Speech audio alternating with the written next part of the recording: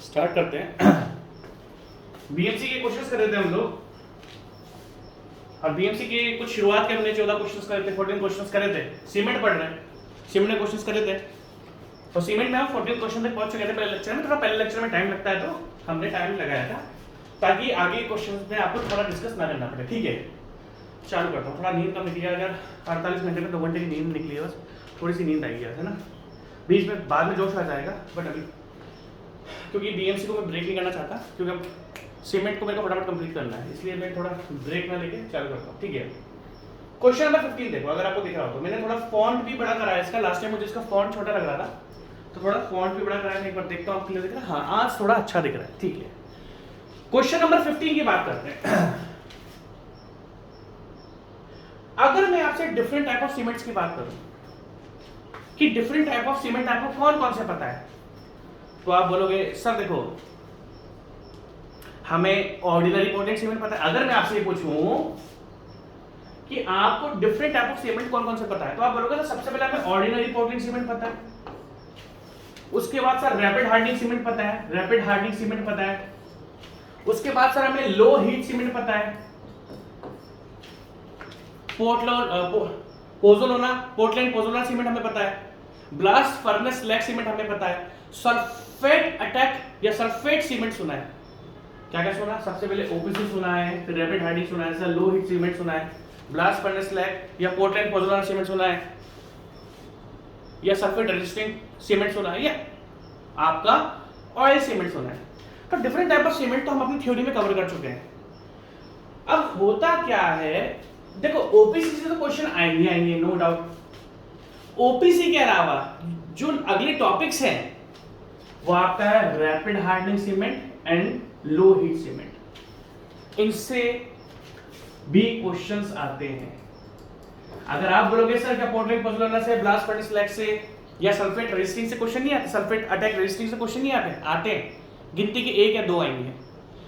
कहने का मतलब क्या है कि अगर मैं सीमेंट की बात करूं तो मैक्सिमम क्वेश्चन ओपीसी से आएंगे। अगर मान लो सीमेंट से क्वेश्चन आए तो 50% क्वेश्चन ओपीसी से आएंगे, रिमेनिंग 30% या 30 to 40% question rapid hardening cement और लो हीट सीमेंट से आएंगे, और रिमेनिंग जो 10% है वो आ जाते हैं आपके पोर्टलैंड पोज़ोलाना सीमेंट से, ब्लास्ट फर्नेस स्लैग सीमेंट से, सल्फेट अटैक रेजिस्टिंग।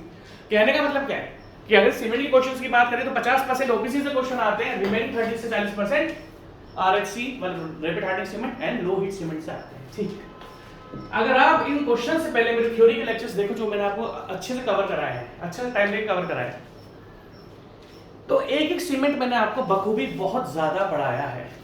अगर मैं आपसे रैपिड हार्डनिंग सीमेंट की बात करूं, क्या मैंने आपको रैपिड हार्डनिंग सीमेंट पढ़ाया है? बोलोगे हाँ। देखो अगर हम बात करते हैं ओपीसी की, ऑर्डिनरी पोर्टलैंड सीमेंट, इसकी कितनी ग्रेड है सर? 3 ग्रेड है, 33, 43 एंड 53। 33, 43, 53। ये क्या है? ये दिखाता है इसकी स्ट्रेंथ। ये अगर मैं बात करूं कि 33 ग्रेड की स्ट्रेंथ कितनी आती है, 28 डे स्ट्रेंथ कितनी आती है, तो आप बोलोगे सर 33 न्यूटन पर एमएम स्क्वायर। 43 ग्रेड की 43 न्यूटन पर एमएम स्क्वायर, ये 28 दिन की स्ट्रेंथ है। जब आप इस पे कंप्रेसिव टेस्ट करोगे 53 न्यूटन पर एमएम स्क्वायर, ये 28 दिन की स्ट्रेंथ है, 28 डे। अब अगर हम रैपिड हार्डनिंग सीमेंट, देखो क्वेश्चन देखो यहां से, तो रैपिड हार्डनिंग पोर्टलैंड सीमेंट, भाई ने आपसे रैपिड हार्डनिंग पोर्टलैंड सीमेंट के बारे में पूछ लिया। सबसे पहली बात, रैपिड हार्डनिंग पोर्टलैंड सीमेंट क्या होता है? जो जल्दी रैपिड का मतलब फास्ट, रैपिड का मतलब फास्ट, जो फास्ट सेट हो जाए उसको हम बोलते हैं रैपिड हार्डनिंग। देखो ओपीसी में, और अगर मैं आपको रैपिड हार्डनिंग सीमेंट और अगर मैं आपसे ओपीसी की बात करूं तो इन दोनों में क्या है? स्ट्रेंथ तो सेम ही आती है, बट डिफरेंस क्या है? जो ऑर्डिनरी पोर्टलैंड सीमेंट की स्ट्रेंथ 7th डे आएगी, वो रैपिड हार्डनिंग की 3rd डे ही आ जाती है। ऑर्डिनरी पोर्टलैंड सीमेंट की जो स्ट्रेंथ 7वें दिन आएगी, ऑर्डिनरी पोर्टलैंड की जो स्ट्रेंथ 7वें दिन आएगी, वो रैपिड हार्डनिंग की तीसरे दिन ही आ जाती है। क्योंकि देखो क्या होता है, जैसे मान लो कहीं मेरे को रोड कंस्ट्रक्शन करना है, मैंने जब रोड कंस्ट्रक्शन कराया,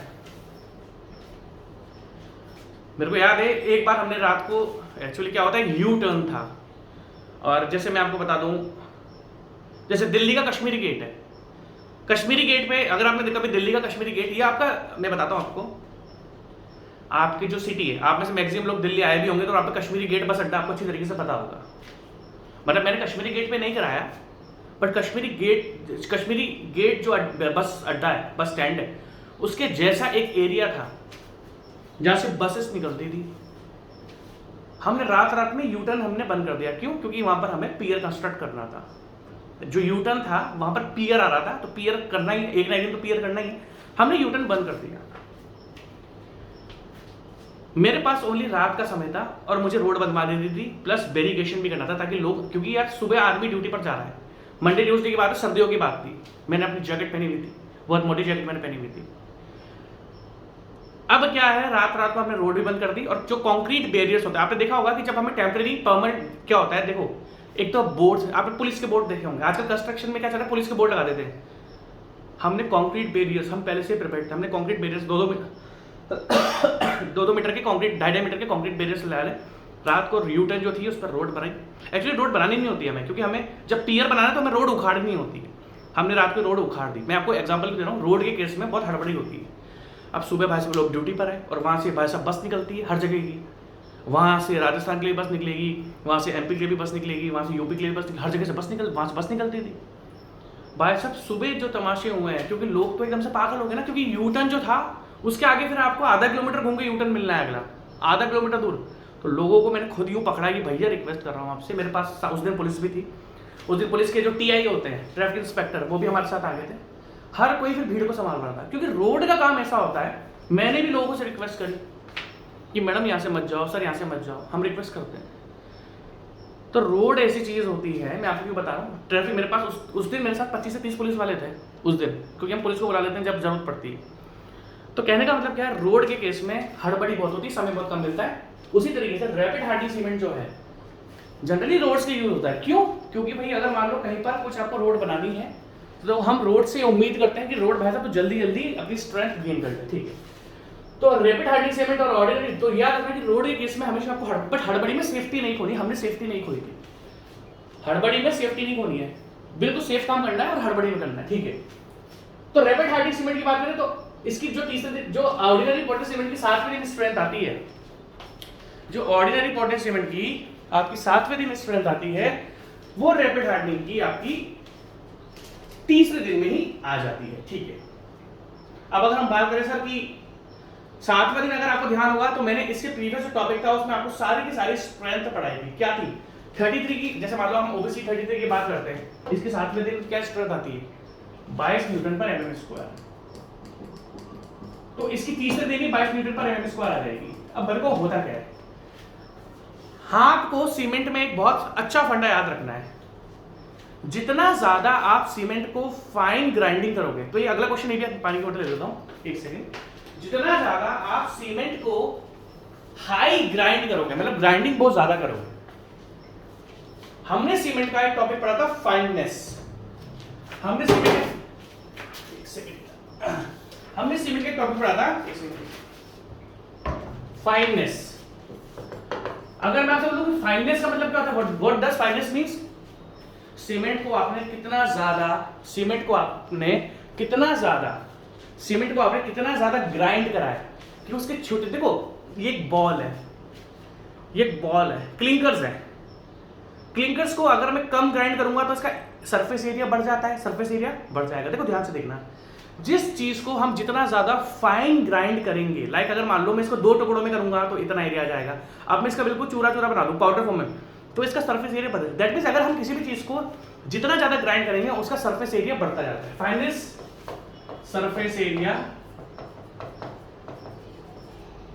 पर ग्राम, 1 ग्राम का कितना सरफेस एरिया, अगर हम बात करें, क्योंकि ये क्वेश्चन फाइनेंस का आगे भी आएगा आपके साथ, और मैं बच्चों की तरह नहीं पढ़ाऊंगा कि इसका आंसर ये है, वो तो फर्जी पढ़ा है। मैं बोल दूं रैपिड हार्डनिंग आंसर ये है, नहीं। अब मेरी बात ध्यान से देखना, ओपीसी की जो 7वें दिन स्ट्रेंथ है, रैपिड हार्डनिंग की 3रे दिन आ जाती है।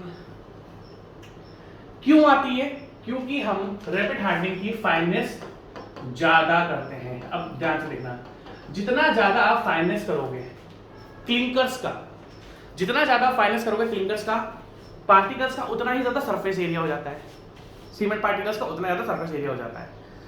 जितना ज्यादा सरफेस एरिया होगा उतनी ही ज्यादा हीट ऑफ हाइड्रेशन होगी। यहां से देखना मैं लिंक कर रहा हूं सबको, जितना ज्यादा सरफेस एरिया होगा उसमें उतनी ही ज्यादा हीट ऑफ हाइड्रेशन होगी। हीट ऑफ हाइड्रेशन जो केमिकल रिएक्शन से हीट निकलती है सीमेंट के अंदर या कंक्रीट के अंदर। तो आपको ध्यान रखना है कि अगर फाइननेस, अगर आपने फाइन बहुत ज्यादा ग्राइंडिंग कर दी तो सीमेंट पार्टिकल का सरफेस एरिया बढ़ जाएगा, स्ट्रेंथ भी बढ़ती है, बट उसमें हीट ऑफ हाइड्रेशन, स्ट्रेंथ क्यों बढ़ती है यार? मैंने एक इस चीज को मान लो सीमेंट में एक बॉल है, क्लिंकर्स है, उसको मैं सीमेंट में यूज करूंगा या छोटे छोटे पार्टिकल्स को अगर मैं, देखो ध्यान से देखना, अगर मैं इसको फाइन ग्राइंड करूंगा तो ये वर्ड्स भी अच्छे से भर देगा, इसके वर्ड्स साइड से भर जाएंगे। फाइन का क्या है, पार्टिकल्स ज्यादा रहेंगे तो हर, देखो ये दीवार है यहाँ पर, क्या हम 2 लोग इस दीवार को पकड़ सकते हैं? नहीं। 5 लोग बुलाऊंगा तो दीवार पकड़ लेंगे, मतलब दीवार पकड़ेंगे नहीं, मतलब एक चेन बना लेंगे हम लोग। अगर मेरे 5 दोस्त मान लो दीवार, लकड़ी की दीवार है, मान लो लकड़ी की झोपड़ी है और लकड़ी की झोपड़ी में दीवार गिरने वाली है और यहाँ से 5 मीटर डिस्टेंस है, यहाँ से लेके आते 5 मीटर डिस्टेंस है, तो 5 मीटर डिस्टेंस को अगर मैं चाहूंगा तो मैं लकड़ी की दीवार को अपने हाथ से तो रोक नहीं पाऊंगा। तो अगर मेरे ज्यादा दोस्त आ जाएंगे तो हम रोक लेंगे। कहने का मतलब क्या है कि जितने ज्यादा सीमेंट पार्टिकल्स होंगे उतनी ज्यादा स्ट्रेंथ मिलेगी, क्योंकि वो हर जगह को कवर कर लेंगे, वर्ड्स भी फिल हो जाएंगे, सब कुछ हो जाएगा। मैं आपको आखिरी बार बता रहा हूं, जितना ज्यादा सीमेंट फाइन उतनी ही ज्यादा स्ट्रेंथ, उतना ही ज्यादा surface area, but heat of hydration more. और अगर हीट ऑफ हाइड्रेशन मोर है तो आपको आपकी क्योरिंग का बहुत ध्यान रखना पड़ेगा, क्योंकि जैसे ही आपने क्योरिंग पर ध्यान नहीं दिया, श्रिंकेज, एक्सपेंशन, आप समझ रहे हो ना, क्रैक्स हो जाएगा। तो दैट मींस, अब ध्यान से देखना, क्वेश्चन देखो, मैंने बहुत कहानी बताई और ये मत सोचना इतनी कहानी इस क्वेश्चन के लिए बताई, इतनी कहानी आगे के 4 क्वेश्चन और करा देगी। ध्यान से देखना, मैं यार पानी पी रहा था।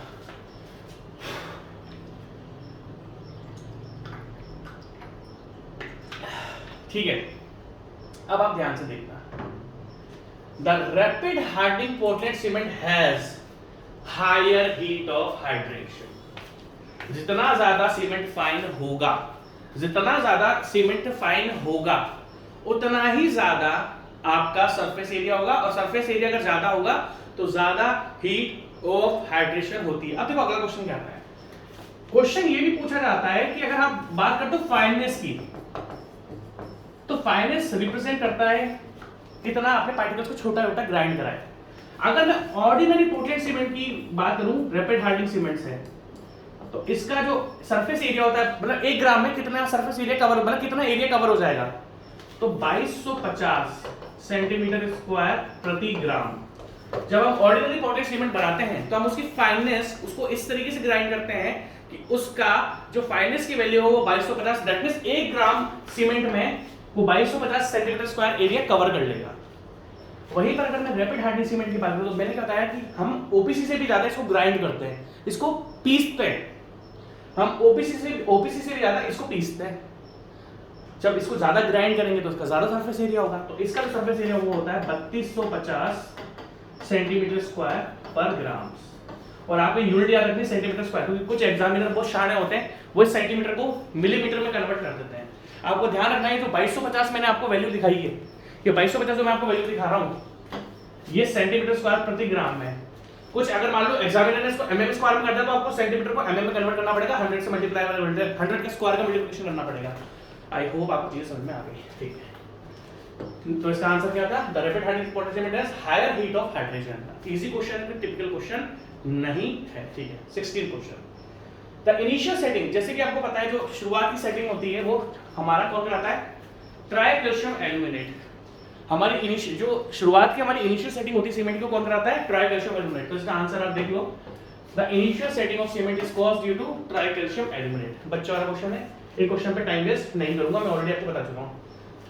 हाँ जी, देखो कोई ऑप्शन आ गया, ये देखो वही रैपिड हार्डनिंग से क्वेश्चन आ गया। मैंने आपसे क्या बताया कि वो टॉपिक जो मैंने आपको पढ़ाया उससे 3-4 क्वेश्चंस कवर होंगे। क्वेश्चन देखो अगला, the rapid hardening Portland cement is obtained by, जैसा कि मैंने आपको बताया कि रैपिड हार्डनिंग सीमेंट को हम ज्यादा सेम ये ऑर्डिनरी पोर्टलैंड सीमेंट की तरह बनता है। इसकी जो मैन्युफैक्चरिंग प्रोसेस है, अगर मैं आपसे रैपिड हार्डनिंग सीमेंट की बात करूं तो रैपिड हार्डनिंग सीमेंट का जो मैन्युफैक्चरिंग प्रोसेस है वो सेम ऑर्डिनरी पोर्टलैंड सीमेंट की तरह ही है, बस इसमें ग्राइंडिंग ज्यादा करी जाती है।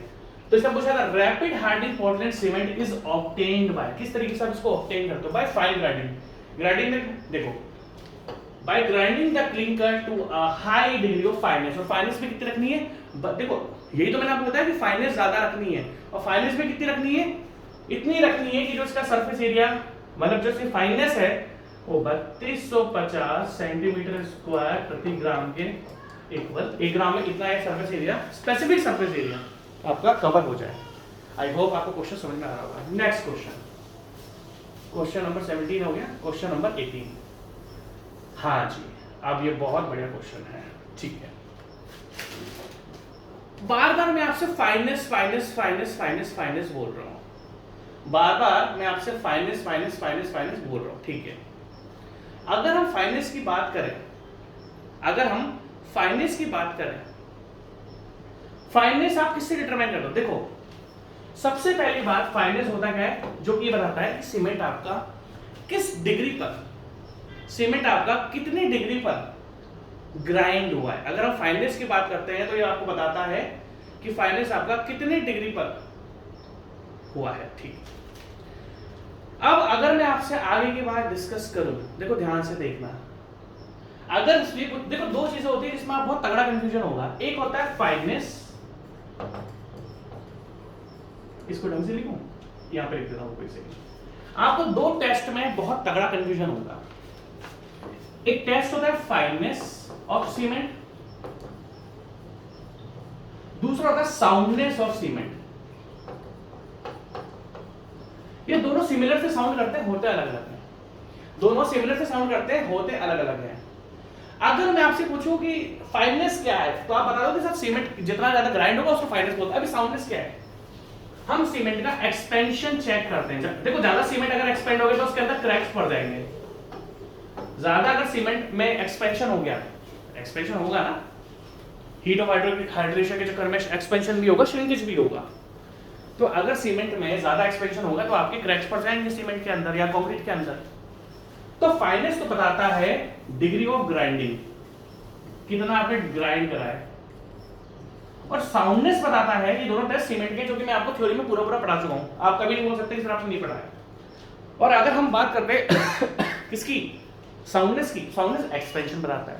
इन दोनों में बहुत जबरदस्त कंफ्यूजन होता है, मैं आपको बता रहा हूं। अगर मैं आपसे साउंडनेस की बात करूं कि साउंडनेस का मतलब क्या है, एक्सपेंशन है, सीमेंट का हम एक्सपेंशन चेक करते हैं, तो वो हम दो टेस्ट से करते हैं। किस किस से, लीच एटलीयर से एंड ऑटोक्लेव टेस्ट से। ये सारे प्रोसीजर मैंने आपको पढ़ाए हुए हैं, तो अभी मुझे प्रोसीजर पढ़ाने की जरूरत नहीं है, आप लेक्चर्स में थ्योरी देखना, सब कुछ पढ़ाया हुआ है। तो अगर मैं आपसे साउंडनेस की बात करूं तो साउंडनेस टेस्ट किससे डिटरमाइन करता है, लीच एटलीयर से, जिसमें हम छोटा सा था ना होल्डर टाइप का, बल्ब का जो होल्डर होता है उसके टाइप जैसा था लीच एटलीयर, छोटा सा। और दूसरा होता है ऑटोक्लेव टेस्ट। यहां से भी क्वेश्चन बनते हैं कि साउंडनेस टेस्ट किससे डिटरमाइन करता है, लीच एटलीयर से या फिर ऑटोक्लेव से। वहीं पर अगर मैं आपकी फाइनेस की बात करूं तो फाइनेस किससे होता है, एक सीव मेथड से, जिसमें हम सीव्स को हम वाइब्रेट करके देखते हैं कितना कितना पार्टिकल हो गए। एक तो होता है सीव मेथड, और दूसरा आपका होता है air permeability method. Air permeability method. अब आप ध्यान से देखो, देखो मैं गारंटी इसलिए देता हूं कि भाई क्वेश्चन इसमें से आएंगे, क्योंकि जब मैं आपको कंप्लीट करूंगा क्वेश्चन तो आप बोलोगे सर आपने तो बहुत क्वेश्चन करा दिए। मैं बहुत क्वेश्चन कराऊंगा आपको, इजी भी कराऊंगा, टफ भी कराऊंगा, जे लेवल के भी कराऊंगा, ए लेवल के भी कराऊंगा, सारे क्वेश्चन कराऊंगा। मैं आपको आज एक बात बोलूं, इंडिया में कोई भी एग्जाम अब जे लेवल का होता ही नहीं है। इंडिया में कोई भी एग्जाम अब जे लेवल का नहीं होता। हाँ जे पोस्ट हो सकती है, जो वैकेंसी निकली है वो जे की निकल सकती है, बट भाई साहब उसका सिलेबस पूरा असिस्टेंट इंजीनियर का ही होता है। इंडिया में अब कोई सा भी एग्जाम जे लेवल का नहीं आता, जे पोस्ट भी ए लेवल के एग्जामिनेशन में आती है। तो जो बच्चे ना डिप्लोमा वाले, वो कभी ये मत सोचना कि हम तो गुप्ता एंड गुप्ता, देखो गुप्ता एंड गुप्ता बहुत अच्छी बुक है। गुप्ता एंड देखो मैं आपको 2-4 बुक्स के लिए बोलता हूँ। गुप्ता एंड गुप्ता अच्छी बुक है, आर अघोर अच्छी बुक है, ये बहुत अच्छी बुक है। बट आज की तारीख में ये ओनली 2 बुक्स सफिशिएंट नहीं है, आपको इसके अलावा भी पढ़ना पड़ेगा। जब आप पढ़ो तो आप गुप्ता एंड गुप्ता को फॉलो करो, आप आर अघोर को फॉलो करो, बहुत अच्छी बुक्स हैं। बट आज की तारीख में आप अगर ये बोलोगे कि मैं तो बस गुप्ता एंड गुप्ता ही पढ़ूंगा आर अघोर, तो वो सफिशिएंट नहीं है, उसके लिए आपको अलग से भी नॉलेज लेनी पड़ेगी, जबकि बहुत अच्छी बुक्स हैं। मैंने अपना सिलेक्शन इन दोनों बुक्स को पढ़ के निकाल दिया था। मैंने 2012 का क्लियर करा हुआ एसएससी जेईई, दोनों बुक से मेरा काम चल गया था। 2-3 बुक्स और थी, बट मैंने जब एसएससी जेईई क्लियर कराया 2012 में, तो मैंने ये चीजें नहीं ये थ्योरी डिटेल विटेल कुछ नहीं पढ़ा, 2-3 बुक्स उठाई पढ़ा, सिलेक्शन सिंपल। और मैंने तो जो कन्वेंशनल क्वेश्चन है वो आर अघोर की बुक्स में, आर अघोर जो बुक आती है उसमें से कन्वेंशनल भी कर लिए थे। कन्वेंशनल के लिए मैंने एक भी सब्जेक्ट, बट आज का थोड़ा सिस्टम अलग है, ये ध्यान रखना, ठीक है। तो इन दोनों टेस्ट क्या रखना, साउंडनेस एक्सपेंशन ऑफ सीमेंट किस किस से करते हैं, Le Chatelier and autoclave test से, fineness sieve method and air permeameter. Question देखो इधर, क्वेश्चन क्या देख रहे हो, the fineness of cement is tested by, the fineness of cement is tested by air, या तो सीड मेथड तो इसने दे नहीं रखा, सीड मेथड तो दे नहीं रखा इसने, अगर सीड मेथड दे रखा तो दोनों को टिक कर देते हैं, बट इसने सीड मेथड दे नहीं रखा, इसने ओनली आपका एयर परमिट देता है, ठीक है। नेक्स्ट अब देखो जो मैं आपको पढ़ाता हूं उससे अगला क्वेश्चन भी बन जाता है, the soundness of cement is tested bye, देख लो भैया साउंडनेस ऑफ सीमेंट किससे टेस्ट करते हो सर, एक तो हम करते हैं आपका लीच एटलियर से, दूसरा हम करते हैं ऑटोक्लेव से। तो क्या इसमें साउंडनेस की बात आ रही है, साउंडनेस किससे टेस्ट करते हैं, ऑटोक्लेव से या फिर लीच एटलियर से। लीच एटलियर में ओनली साउंड, इन्होंने ऑटोक्लेव तो दे नहीं रखा, देखो ना, देखो इन्होंने ऑप्शन में एयर परमिबिलिटी दे रखा है क्योंकि वो कंफ्यूज करना चाहता है आपको। एयर परमिबिलिटी से फाइननेस चेक होती है, साउंडनेस नहीं। एयर परमिबिलिटी से फाइननेस चेक होती है, साउंडनेस नहीं। फाइननेस चेक होती है एयर परमिबिलिटी से, और लीच एटलियर से साउंडनेस चेक होती है। तो आंसर क्या है, बी। अच्छा क्वेश्चन था, इजी क्वेश्चन था। अगला question, Vicat apparatus is used to determine, अब देखो बहुत अच्छा क्वेश्चन है। देखो वाइकिट apparatus, देखो मैं आपको बताता हूं, मैंने पूरा आपको पढ़ाया हुआ इसके बारे में, आप ये बोल नहीं सकते कि सर आप हमको पढ़ाएंगे, ठीक है। अगर मैं आपसे वाइकिट apparatus या विकेट apparatus के बारे में बात करूं तो हम इससे क्या डिफरेंट, देखो दो चीजें होती हैं। सीमेंट का इनिशियल सेटिंग टाइम कितना होता है, मतलब वो हल्का सा सेट होना स्टार्ट हो जाता है, इनिशियल सेटिंग टाइम 30 मिनट्स। अगर मैं ऑर्डिनरी पोर्टलैंड सीमेंट की बात करूं, क्योंकि अलग अलग सीमेंट का अलग अलग है, रैपिड हार्डनिंग अलग है ना, सबके अलग अलग है। अभी हम अभी ऑर्डिनरी पोर्टलैंड सीमेंट की बात करते हैं। ऑर्डिनरी पोर्टलैंड सीमेंट का एक तो होता है इनिशियल सेटिंग टाइम कि भैया वो थोड़ा सा पेस्ट बनना जैसा, मतलब उसमें थोड़ी सी प्लास्टिसिटी आ जाए, उसको बोलते हैं इनिशियल सेटिंग टाइम। दूसरा क्या होता है फाइनल सेटिंग टाइम। जब फाइनल सेटिंग टाइम किससे डिफाइन आप करते हो, फाइनल सेटिंग टाइम आप किससे डिफाइन करते हो, फाइनल सेटिंग टाइम हम डिफाइन करते हैं कि सर उसमें वो लोड झेलने लायक हो जाए। अगर हम इनिशियल सेटिंग टाइम की बात करें तो उसमें थोड़ी सी प्लास्टिसिटी, मतलब वो थोड़ी शेप में आ जाए अपनी, और फाइनल सेटिंग टाइम का मतलब है वो थोड़ा लोड झेलने के लायक हो जाएगा। अभी जो वाइकिट apparatus होता है इससे हम, अच्छा अगर मैं आपको पूछूं ऑर्डिनरी पोर्टलैंड सीमेंट का इनिशियल सेटिंग टाइम कितना होता है 30 मिनट्स, और फाइनल सेटिंग टाइम कितना होता है 600 मिनट्स, मींस 10 आवर्स, 10 घंटे। ये भी क्वेश्चन है, ये भी क्वेश्चन है, ये भी एक क्वेश्चन है कि भैया वाइकिट जो ऑर्डिनरी पोर्टलैंड सीमेंट है उसका इनिशियल सेटिंग टाइम कितना 30 मिनट और फाइनल सेटिंग टाइम कितना 600 मिनट। अब ये दोनों इनिशियल सेटिंग टाइम और फाइनल सेटिंग टाइम हम सीमेंट की डिटरमाइन करते हैं, वो वाइकिट apparatus से करते हैं, that means initial setting time and final setting time. अब क्या होता है, मेरी बात ध्यान से सुनना, सीमेंट में आपने पानी मिलाया, सीमेंट में आपने पानी मिलाया, ज्यादा पानी भी नहीं मिला सकते और कम पानी भी नहीं मिला सकते, दोनों से स्ट्रेंथ चेंज होती है, अफेक्ट होती है। ज्यादा पानी मिला दोगे तो भी स्ट्रेंथ अफेक्ट होगी, कम पानी मिला दोगे तो भी स्ट्रेंथ अफेक्ट होगी। तो दैट मींस सीमेंट के लिए, दैट मींस सीमेंट के लिए हमें एक परफेक्ट अमाउंट ऑफ वाटर मिलाना पड़ता है ताकि सफिशिएंट रिएक्शन भी डेवलप हो जाए। जैसे कि मैंने आपको बताया जो बॉक्स कंपाउंड, देखो दो चीजें होती हैं, hydrolysis of cement and hydration of cement. There are two different terms for cement, hydrolysis and hydration. Hydrolysis का मतलब क्या होता है, रिएक्शन, और हाइड्रेशन का मतलब क्या होता है, जब सीमेंट पानी से मिक्स होता है तो रिएक्शंस बनती हैं और उसी टाइम बॉक्स कंपाउंड भी बनते हैं। तो हाइड्रोलिसिस आपको ना ये चीजें लिखी हुई मिलेगी, what is hydrolysis of cement. आपको ना हाइड्रोलिसिस ऑफ सीमेंट कभी नहीं मिलेगा, आपको मिलेगा हाइड्रेशन। देखो हाइड्रोलिसिस का मतलब होता है रिएक्शन बन रही है, तो हाइड्रोलिसिस रिएक्शन पे डिफाइन करता है कि कुछ ना कुछ रिएक्शंस बन रही है। और अगर हाइड्रेशन लिखा है तो रिएक्शंस बन रही है, बट कब बन रही है, जब पानी के साथ सीमेंट को मिक्स कर दिया गया है। तो जब हम पानी के साथ सीमेंट को मिक्स करते हैं तो एक सफिशिएंट, एक परफेक्ट अमाउंट ऑफ वाटर मिलाया जाता है, और वो perfect amount of water determine किया जाता है नॉर्मल और स्टैंडर्ड, इसको स्टैंडर्ड भी बोलते हैं, नॉर्मल और स्टैंडर्ड कंसिस्टेंसी ऑफ सीमेंट। तो अगर हम वाइकिट apparatus की बात करें तो वो इनिशियल सेटिंग टाइम में आता है कि थोड़ी सी शेप लेनी चालू कर दी, फाइनल सेटिंग टाइम में आता है कि हाँ थोड़ा बहुत लोड झेल सकता है, और फाइनली ये आपका water content, perfect water to be added, B बताता है। और ये तीनों के तीनों टेस्ट हम लाइक इनिशियल सेटिंग टाइम का हो गया, ये सब मैंने आपको प्रोसीजर आप लेक्चर्स खोल के देखोगे तो सबके मैंने आपको प्रोसीजर्स बता के रखे हुए हैं। तो वाई अप्रेंटिस आपका सब में काम आता है। मुझे लग रहा है पानी पी लो यार, प्यास अभी वो जबरदस्त आ रही है, ऐसे खड़ों के पानी नहीं पिया जाता, पीना भी नहीं चाहिए वैसे। Next question,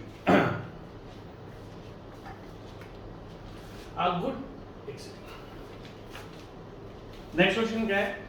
A good Portland cement when tested for fineness। देखो हम सीमेंट को ग्राइंड करते हैं,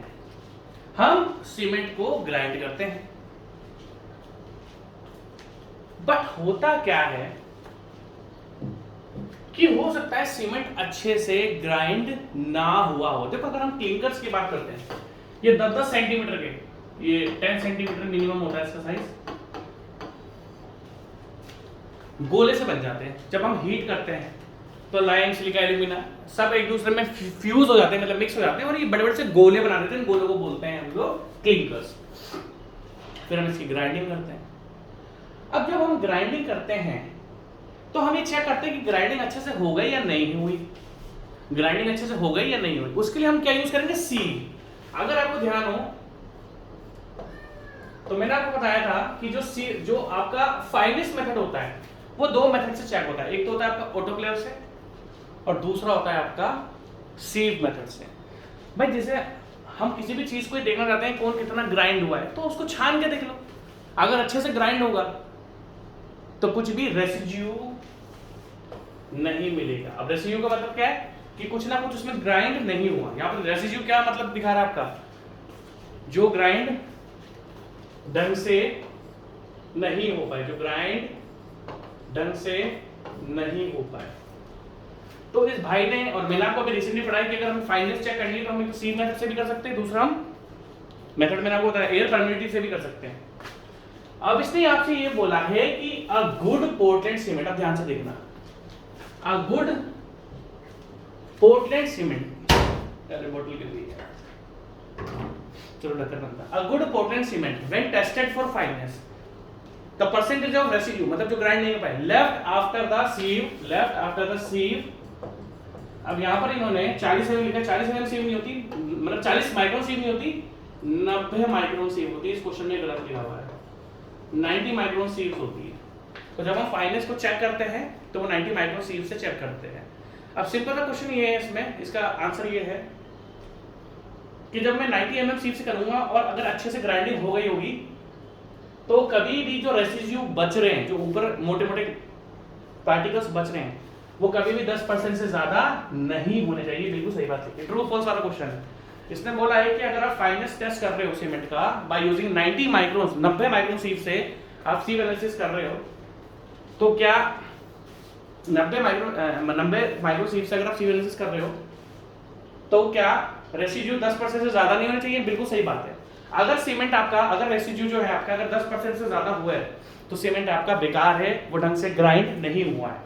तो याद रखना कि मैक्सिमम अमाउंट ऑफ रेसिड्यू जो है, ऑफ परमिसिबल रेसिड्यू जो है, परमिसिबल रेसिड्यू जो आपका है वो ओनली मैक्सिमम 10% है, 10% से ज्यादा नहीं होना चाहिए। उस क्वेश्चन में से ये पूछा ट्रू और फॉल्स है, तो हाँ हम बोलेंगे ट्रू है। देखो ट्रू लिखा हुआ है तो ट्रू और फॉल्स का क्वेश्चन था, ट्रू बोलेंगे हम लोग।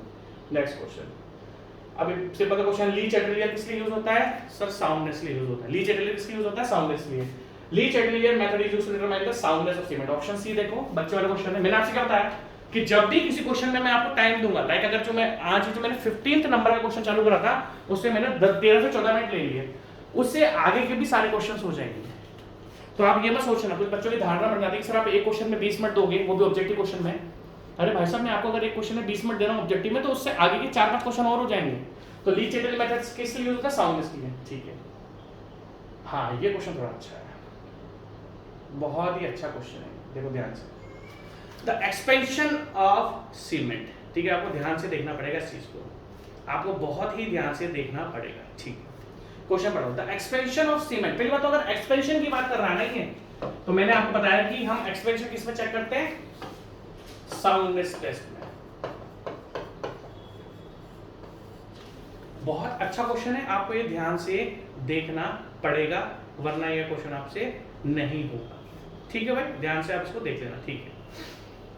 अब अगर हम एक्सपेंशन की बात करते हैं, the expansion of cement should not be for any type of Portland cement.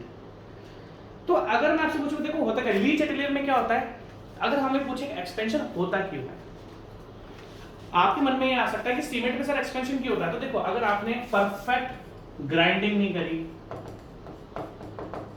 अगर आप ग्राइंडिंग को ढंग से नहीं करोगे या ब्लेंडिंग ढंग से नहीं करोगे, ब्लेंडिंग मतलब मिक्सिंग, या बर्निंग ढंग से नहीं करोगे, या आपने बर्निंग ढंग से नहीं करी, या आपके सीमेंट में मैग्नीशियम बहुत ज्यादा आ गया, तो ये रीजन होते हैं जिससे सीमेंट आपका एक्सपेंड हो जाता है। तो ये रीजंस हैं जिससे आपका सीमेंट एक्सपेंड हो जाता है। अब क्या कहानी है, मान लो सीमेंट की ग्राइंडिंग ढंग से नहीं करी, ब्लेंडिंग ढंग से नहीं करी, बर्निंग भी आप ढंग से नहीं कर रहे, 1450 पे नहीं कर रहे और मैग्नीशियम भी उसमें ज्यादा है, तो सीमेंट एक्सपेंड करना चालू हो जाता है। अब होता क्या है, हमें देखते हैं एक्चुअली हम एमएम में देखते हैं, हमारे पास लीच एटेलियर क्या होता है, जैसे ये मान लो एक सिलेंड्रिकल सा शेप होता है, हम इसमें सीमेंट रख के एक टाइम के बाद देखते हैं तो ये फैलने लग जाता है, उसके दो तिकोने से निडल्स निकले हुए होते हैं, वो निडल्स फैल जाती है। लीच एटेलियर में जब अगर सीमेंट फैलेगा तो वो फैल जाएगी। अब इसके बीच की जो हम डिस्टेंस देखते हैं उसको हम एमएम में रिप्रेजेंट करते हैं। तो ध्यान रखना कि जो एक्सपेंशन ऑफ, और यहाँ पर जो सीमेंट लिखा है ना, ये ऑर्डिनरी पोर्टलैंड सीमेंट है, हर टाइप के सीमेंट के लिए 10 mm। अब आप आंसर क्या है कि 10 mm से ज्यादा एक्सपेंड, जो लीच एटेलियर के बीच की डिस्टेंस, देखो क्या होता है, ये मान लो सिलेंडर है, यहाँ पर दो नेडल्स, ये ओपन है, नेडल्स लगेगी, अगर ये फैलेगा तो नेडल्स भी फैलेंगी, तो इनके बीच जो गैप आता है ना, कितना इंक्रीज हुआ, कितना एक्सपेंशन हुआ, वो नेडल्स के बीच की डिस्टेंस बताती है, उसी को हम लीच एटेलियर टेस्ट बोलते हैं, जिससे हम साउंडनेस टेस्ट करते हैं। और वो जो नेडल्स का, जैसे मैं आपको बताता हूँ, ये देखो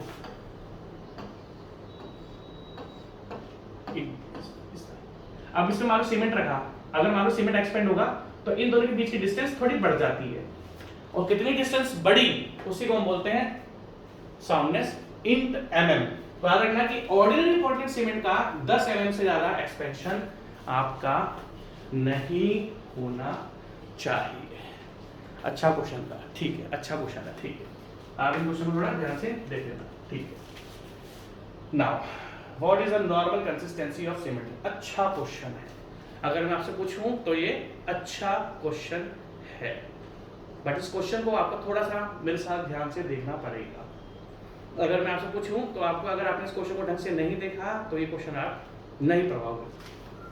सबसे पहली बात, what is the normal consistency of Portland cement.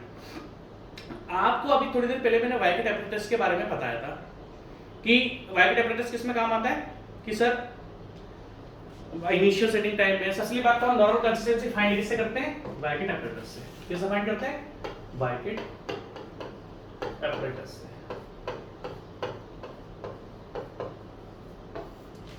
उसका थर्ड पॉइंट क्या था सर, कंसिस्टेंसी। थर्ड पॉइंट क्या था, कंसिस्टेंसी। कंसिस्टेंसी क्या बताता है perfect amount of water to be added so that chemical reactions take place। आपको इतने अमाउंट में पानी मिलाना है सीमेंट के अंदर, आपको इतना अमाउंट में पानी मिलाना है सीमेंट के अंदर कि उसके अंदर की केमिकल रिएक्शन स्टार्ट हो जाए। अब ये जो पानी आपको मिलाना है, ये भैया किसी ना किसी चीज से डिटरमाइन तो करना पड़ेगा।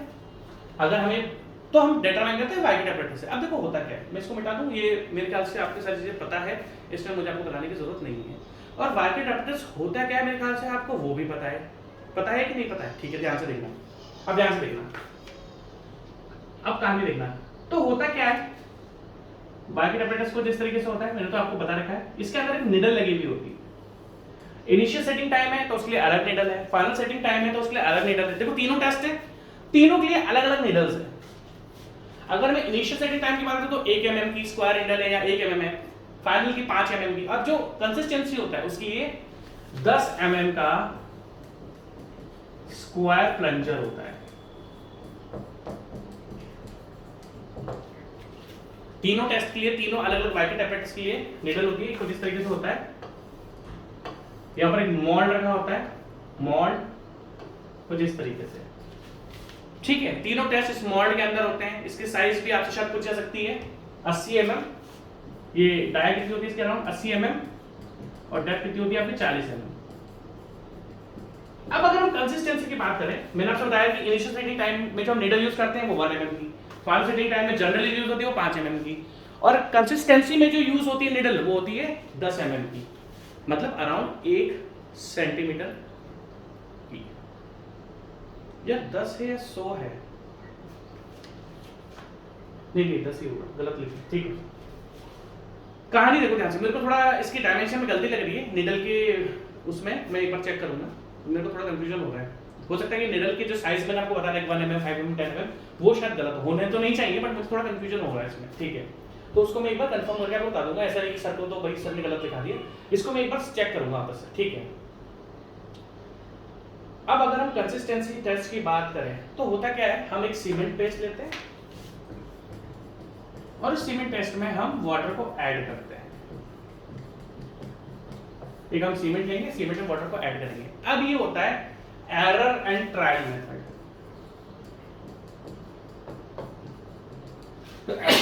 Sorry, error and trial method. हम सीमेंट में पानी को मिलाते हैं। शुरुआत किससे करते हैं?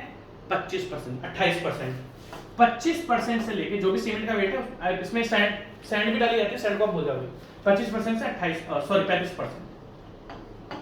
होता क्या है भाई, जो भी सीमेंट है उसमें आप पानी मिलाओ, कितना मिलाना है, जो भी सीमेंट का वेट है 25% से। मैं आपको थोड़ा इसको ना बहुत छोटा करके मैं बता रहा हूँ, ये बहुत लंबा प्रोसीजर होता है, तो बस मैं ओनली सीमेंट को और वाटर को ले रहा हूँ। तो जो भी आपका सीमेंट का वेट है उसका 25% से 35%, लाइक 100 ग्राम तो 100 ग्राम का 25% निकाल लो। होता क्या है, ये जो निडल है ना, अब आपने पानी मिला दिया, सीमेंट पेस्ट बना लिया और इस मोल्ड के अंदर रख दिया। अगर मैं कंसिस्टेंसी की आपसे बात करूं तो आपने क्या करा, सीमेंट में पानी ऐड कर लिया, पानी ऐड करने के बाद आपने इस मोल्ड के अंदर रख दिया, और मोल्ड के अंदर रखने के बाद आप ये निडल फ्री फॉल छोड़ते हो। अब कंसिस्टेंसी क्या होती है, अगर आप ध्यान से देखोगे तो ऊपर की जो डाया है वो 80 mm और डेप्थ कितनी 40 mm। हमें ये कैसे पता लगेगा कि देखो एक रेंज लिखी है मैंने 25% से 35%, ये रेंज लिखी है मैंने 25% से 35%, और ये percentage of water he define करता है नॉर्मल कंसिस्टेंसी। ये परसेंटेज ऑफ वाटर डिफाइन करेगा नॉर्मल कंसिस्टेंसी। अगर आप ध्यान से देखो, सीमेंट पेस्ट जब इस मोल्ड के अंदर मैं रख दूंगा, फिर ये निडल में छोड़ता हूं, प्लंजर होती है, निडल तो नहीं प्लंजर होता है, 10 mm का ही होता है यार, मेरे को थोड़ा कंफ्यूजन हो रहा है, 10 mm का ही होता है, ठीक है। जब हम इस निडल को इसके अंदर छोड़ेंगे तो ये क्या करेगा, सीमेंट के अंदर, सीमेंट पेस्ट के अंदर पेनिट्रेट करेगा। अब क्या हो सकता है, पेनिट्रेट करे तो हो सकता है 10 mm करे या 20 mm करे। भाई जब आप प्लंजर को छोड़ोगे, और अगर आप देख सकते हो तो पानी की रेंज आपके पास अलग अलग है, 25%, 35%, जो सबसे बेस्ट माना जाता है वो 28% माना जाता है, 28%। इससे टेस्ट की शुरुआत करोगे तो मैक्सिमम टाइम आपका रिजल्ट अच्छा मिल जाएगा, मतलब 28% वाटर। जो भी पेस्ट है आपके पास, जो सीमेंट का पेस्ट बन रहा है आपके पास, उसका 28% ले लो। मैं आपको शॉर्ट करके बता रहा हूँ, ये मैं सोचता सर आप गलत बता रहा हूँ, बहुत शॉर्ट करके बता रहा हूँ। अब क्या होता है, ये प्लंजर जो हम छोड़ते हैं तो ये सीमेंट पेस्ट के अंदर घुसेगा, पेनिट्रेट करेगा, हो सकता है 10 mm घुसे, 20 mm घुसे, अलग अलग वाटर कंटेंट पे अलग अलग ही पेनिट्रेट करेगा। अब आपको क्या ध्यान देखना है, ध्यान से देखना, अब ध्यान से देखना, ये टोटल मोल्ड की डेप्थ कितनी 40 mm। हमें वो वाटर कंटेंट देखना है, उस वाटर कंटेंट को हमने अपनी रीडिंग में ले लेना है कि जब ये प्लंजर बॉटम तक आ जाए और बस ओनली 5 mm से 7 mm तक डिस्टेंस बचे, वो होगा आपके पास परफेक्ट। देखो मैंने क्या बोला, अलग अलग वाटर कंटेंट पे जो प्लंजर है वो अलग अलग पेनिट्रेट करेगा, अलग अलग प्लंजर पे जो आपका वाटर कंटेंट, जो प्लंजर पेनिट्रेशन होगा वो अलग अलग वाटर कंटेंट पे बेस्ड होगा। आपको ऐसा वाटर कंटेंट डिटरमाइन करना है कि मोल्ड में प्लंजर घुस जाए पेस्ट के अंदर, और इतना घुसे कि बस जो लास्ट की ये बचना चाहिए, 5 से 7 mm आपका नॉट पेनिट्रेटेड, ये पेनिट्रेट नहीं होना चाहिए। और जो जिस वाटर कंटेंट पे आपके पास ये वैल्यू मिल गई, जो आपका प्लंजर है, वो आपको पेनिट्रेट कर रहा है पूरे, मतलब कहने का मतलब क्या है, कितना पेनिट्रेट हो गया, 33 mm से लेके 35 mm तक पेनिट्रेट होना चाहिए। अगर मैं आपसे पूछूं कितना 40 mm का डेप्थ है मोल्ड का, 40 mm का डेप्थ है मोल्ड का। अब अगर 5 से 7 बचेगा तो पेनिट्रेट कितना हो जाएगा, 33 से 35, तो ये ध्यान रखना। अब जो वाटर कंटेंट आपका आ चुका है कि 33 से 35 पेनिट्रेट कर चुका है, उसी वाटर कंटेंट को हम नॉर्मल कंसिस्टेंसी मान लेंगे। वैसे तो 28 डिग्री का आंसर होता है, बट इसमें देने देखा तो हम इसको 25% ले लेंगे। इन चीजों को ध्यान से आप देख लेना। आप चाहो तो लिख लो इसको, मेरे को तो कोई इशू नहीं है। आप चाहो तो आप इसको लिख सकते हो, मुझे कोई इशू नहीं है, ठीक है। Next question, the initial setting of rapid hardening cement. हाँ, ये भी अच्छा क्वेश्चन है, ठीक है। The initial setting time of rapid hardening cement. Initial setting time rapid hardening cement का भी कितना होना चाहिए? 30 मिनट ही होना चाहिए। बस इजी सा क्वेश्चन यार, ये गड़बड़ है क्वेश्चन यार, ये क्वेश्चन गड़बड़ है यार। मुझे क्रॉस चेक करने दो, मेरे को एक सेकंड टाइम दोगे आप लोग? ये क्वेश्चन गड़बड़ लग रहा है मुझे, एक सेकंड की टाइम दो मुझे। ठीक है, चालू करते हैं। सही है, मुझे थोड़ा स्ट्रेंथ में कंफ्यूजन हो रहा है। ठीक है, क्वेश्चन ठीक है। मुझे ऐसा फील हुआ कि भाई स्ट्रेंथ में डिफरेंस होता है। ठीक है, the initial setting time of rapid hardening cement. देखो एक बात मैं आपको पहले बताई थी, रैपिड हार्डनिंग सीमेंट में स्ट्रेंथ जल्दी गेन होती है। बहुत अच्छा क्वेश्चन है ये। रैपिड हार्डनिंग सीमेंट में स्ट्रेंथ जल्दी गेन होती है, बट इनिशियल सेटिंग टाइम अलग चीज होती है। इनिशियल सेटिंग टाइम की अगर हम बात करें कि भाई सीमेंट में थोड़ी सी प्लास्टिसिटी आ जाए, मतलब वो शेप में ढलना स्टार्ट हो जाए, स्ट्रेंथ गेन नहीं कर पाएगा बट शेप में ढलना स्टार्ट हो जाएगा। भाई जैसे क्या होता है भाई, जैसे हमारा पराठा बनता है तो लोई बोलते क्या बोलते हैं उसको, जो आटे का हम बना लेते हैं ना मम्मी, वो पूरी बेलती है, आटा बन जाता है, फिर क्या बोलते हैं उसको, पता नहीं क्या बोलते हैं उसको, है ना, वो बन जाता है ना ऐसा बड़ा सा, फिर उसे हम छोटा छोटा करके शेप, उसी को इनिशियल सेटिंग टाइम बोल के चलो आप। ठीक है, अब देखो initial setting time of rapid hardening cement की स्ट्रेंथ जल्दी गेन हो जानी चाहिए, बट कभी भी इनिशियल सेटिंग टाइम में गड़बड़ नहीं चाहिए, वरना सीमेंट पहले ही, दैट मींस इसका जो इनिशियल सेटिंग टाइम और फाइनल सेटिंग टाइम है same as ordinary Portland cement, same as ordinary Portland cement. तो ध्यान रखना स्ट्रेंथ जल्दी गेन होती है, बट इनिशियल सेटिंग टाइम हमें 30 मिनट रखना है, और फाइनल सेटिंग टाइम किसका, रैपिड हार्डनिंग का, हमें 600 मिनट ही रखना है ताकि वो जल्दी से सेट ना हो जाए। ठीक है, स्ट्रेंथ गेन करनी है, सीमेंट को जल्दी नहीं सुखा देना है। ठीक है, the final setting time of ordinary, हाँ देखो, और फाइनल सेटिंग टाइम 600 मिनट, दोनों का सेम होता है, चाहे रैपिड हार्डनिंग हो चाहे ऑर्डिनरी पोर्टलैंड सीमेंट हो, दोनों का आपका सेम होता है। और कितना टाइम होता है इनका, 600 मिनट मतलब 10 घंटे, 600 मिनट मतलब 10 घंटे। Final setting time ordinary Portland cement में कितना होना चाहिए आपका, 10 घंटे। अच्छा क्वेश्चन है, कोई इजी क्वेश्चन तो था नहीं। ठीक है, 27वां question, the addition of pozzolana, the addition of pozzolana, आपने सुना होगा, मैंने आपसे डिफरेंट टाइप ऑफ सीमेंट का नाम लिए, उसमें एक सीमेंट का नाम है पोर्टलैंड पोज़ोलाना, पोज़ोलाना सीमेंट। मैंने आपसे डिफरेंट सीमेंट डिस्कस करे हुए हैं, मैंने आपसे डिफरेंट सीमेंट डिस्कस करे हुए हैं। अब ये पोर्टलैंड पोज़ोलाना सीमेंट क्यों बोला जाता है, क्योंकि इस टाइप के सीमेंट में हम ऑर्डिनरी पोर्टलैंड सीमेंट को पोज़ोलाना मटेरियल के साथ ऐड करते हैं, पोज़ोलाना को हम ऐड करते हैं। ऐसा नहीं है कि बिल्कुल अलग ही इसकी मैन्युफैक्चरिंग है। तो अगर हम पोर्टलैंड पोज़ोलाना सीमेंट की बात करें, सबसे पहली बात है पोज़ोलानिक मटेरियल होते क्या है। अगर हम बात करें कि पोज़ोलानिक मटेरियल होते क्या है, मैं आपको बता देता हूं। पोज़ोलानिक मटेरियल, पोज़ोलानिक मटेरियल कौन कौन से मटेरियल होते हैं पोज़ोलाना। हम क्या करते हैं, हम जो हमारा ऑर्डिनरी पोर्टलैंड सीमेंट होता है इसमें हम पोज़ोलाना मटेरियल को ऐड करते हैं। अब क्वेश्चन ये बनता है कि पोज़ोलाना मटेरियल होते क्या है। भाई देखो सिंपल सी बात है, आपने सुना होगा fly ash, burnt brick particles, naturally volcanic ash, आपने फ्लाई ऐश सुना होगा, आजकल फ्लाई ऐश की ब्रिक्स भी बहुत बनती है, फ्लाई ऐश के बारे में आपको बता भी चुका हूं। फ्लाई ऐश आपका पोर्टलैंड पोज़ोलाना में भी यूज आपका होता है। अब आप ध्यान से देखना, इन पोज़ोलानिक मटेरियल की खास बात क्या है कि इनके अंदर खुद में सीमेंटिंग प्रॉपर्टीज नहीं होती।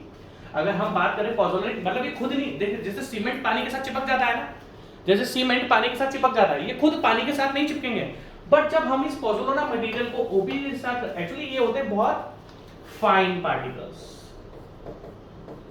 फाइन मतलब छोटे। तो जब मैं ऑर्डिनरी पोर्टलैंड सीमेंट में पोज़ोलानिक, क्योंकि ये बहुत छोटे छोटे पार्टिकल्स में होते हैं पोज़ोलाना, तो जब आप देखो ऑर्डिनरी पोर्टलैंड सीमेंट के बीच में सैंड आती है तो कुछ ना कुछ वॉइड्स रह सकते हैं। कहने का मतलब क्या है कि जो पोज़ोलानिक मटेरियल है वो ओपीसी के वॉइड्स को फिल करता है।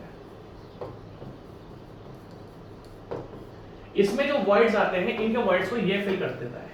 मान लो इसके जो पार्टिकल्स हैं, सीमेंट पार्टिकल्स हैं ओपीसी के जो सीमेंट पार्टिकल्स हैं उनको पोज़ोलाना मटेरियल फाइन होते हैं तो वो उसको फिल कर देते हैं, भर देते हैं। उससे होगा क्या? उससे होगा ये कि अगर ऑर्डिनरी पोर्टलैंड सीमेंट के पार्टिकल्स के बीच में वॉइड्स हैं, अगर ये फिल कर देंगे तो सीमेंट आपका इम्परमिएबल बन जाएगा। मतलब इम्परमिएबल, भाई जब वॉइड्स ही नहीं है तो पानी पास कैसे होगा? जब वॉइड्स ही नहीं है तो पानी आपका पास कैसे होगा? पानी आपका पास कैसे होगा? समझ लो मेरी बात। तो सबसे पहला फायदा क्या है पोर्टलैंड पोज़ोलाना सीमेंट का? ये इम्परमेबल, क्योंकि ये फाइन होता है तो सीमेंट के गैप को भर देता है, सीमेंट सैंड के गैप को ये क्या करेगा? भर देगा। सबसे पहला फायदा ऐसा ये हो। दूसरा, पानी के अंदर सल्फेट्स होते हैं, पानी के अंदर सल्फेट्स होते हैं, ये सल्फेट्स रेजिस्टिंग भी होता है। तो इसके अगर दो मेजर पार्ट देखे जाए, सीमेंट हमारा सल्फेट से डैमेज हो जाता है, सीमेंट हमारा सल्फेट से डैमेज हो जाता है और सल्फेट जनरली पानी में मिलते हैं। तो अगर देखा जाए तो इसके दो फायदे हैं कि कोई सीमेंट को इम्परमेबल बना देता है जिससे पानी पास नहीं हो सकता, दूसरा है सल्फेट रेजिस्टेंट। अगर आप ध्यान से देखो तो ये दोनों चीजें किससे कनेक्टेड है? पानी से। ये दोनों किससे कनेक्टेड है? पानी से। और दैट मीन्स हमारा पोर्टलैंड पोज़ोलाना सीमेंट वहां पर यूज होता है, हमारा पोर्टलैंड पोज़ोलाना सीमेंट वहां पर यूज होता है जहां पर आपका पानी है। That means this type of cement is use for hydraulic structures,